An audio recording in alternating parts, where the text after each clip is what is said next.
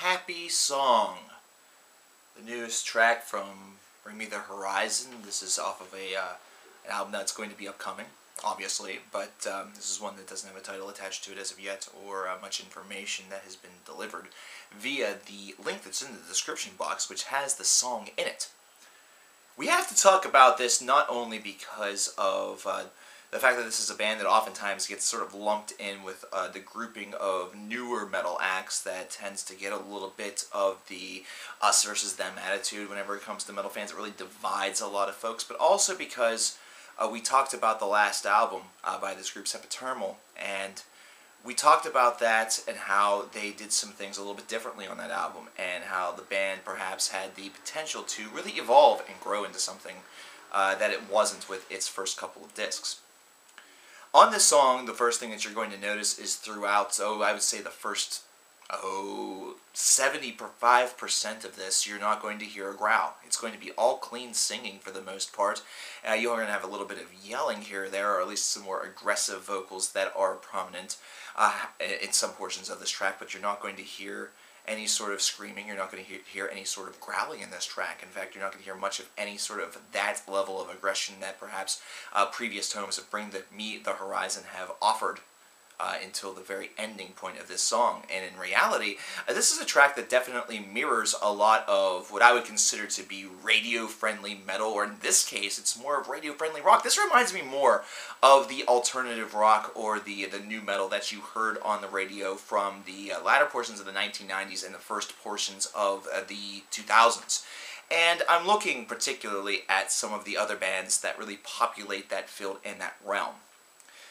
These are lyrics that are not necessarily all of that complex, and that's not really the main focus here. The main focus here is actually the vocalization mixed in with this shift in direction a little bit, the shift in style, where it seems as though the band has kind of simplified things a little bit more on this track. And I have to say, even though it has this very typical verse, chorus, verse, chorus makeup to it during the first portion of the song, this is actually the strongest period of the song. This is actually where the song feels very unique.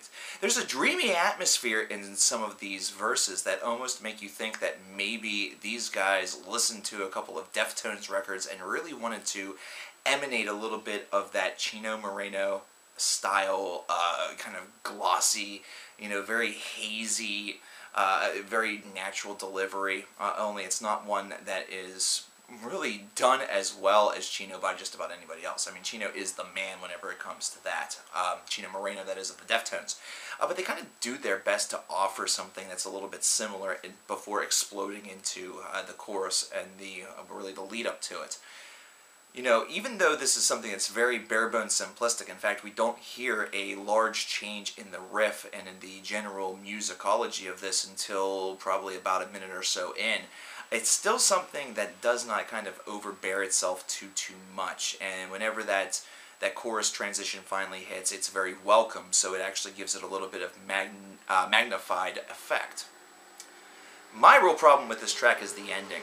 They have kind of this moment where they just repeat a synth noise where I really think they sort of stole all of the thunder away from the song. I think they really murdered a lot of the momentum that they had going into this, because after hearing that second verse and that second chorus, you really expect something big to really come and follow it up, and instead they decide to take it down, which is unexpected and sometimes a good thing, but in this case I think it swallowed a lot of the momentum of this track whole, and then whenever you hear what the remainder of it really offers, it's one that seems like it's really factoring more in towards something for the live show where maybe you could get a little bit of a pit going or something, or a little bit of excitement, some jumping, and then we don't even see any sort of real revisitation to the chorus or any sort of revisitation to any key points. Instead, it just kind of fades out that way, which is very jarring, very unexpected, and actually something that suffocates the track as opposed to work toward its benefit. If you're going to commit to a style like this, you really need to go full force with it. You should just go full force with the entirety of the song. But even with that said, I still find this song to be a little bit better than, say, Jekyll and Hyde by Five Finger Death Punch, which just was boring It was a song that literally bored me to death. Whereas this track at least offered something that was at least a little bit more in the way of unique and different for the band, at least for the first 75%.